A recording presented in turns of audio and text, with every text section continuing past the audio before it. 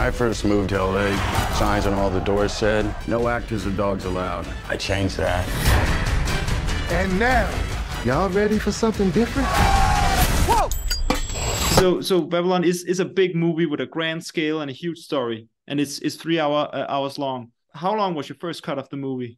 Well, ironically, my first cut was a little shorter. It was like 2 hours 50 or something, and then it felt like my editor and I, we sort of felt like we had taken too much out, that there were these in-between moments that spoke to character and added depth that we needed to put back in, so we did. Then it got too long, you know, then it sort of ballooned to 3.5 or something like that hours, and so we sort of brought it back down, and that was the editing process. It took a while. It was about a year of editing of just sort of like an accordion, just sort of finding ultimately that sort of perfect balance where it would feel epic, it would feel like a real experience. That's why I think it had to be longer than 2 hours. I really wanted the audience to feel like when the movie's done and you walk out of the theater, you feel like a different person. You feel like you've been to just a completely different dimension and you're seeing the world in a new light. But of course, I also wanted it to never feel like 3 hours. I wanted it to feel like 90 minutes so that you're sitting there and it just is going like this, that the pace had to be relentless, fast, fun, that it had to feel like a roller coaster ride.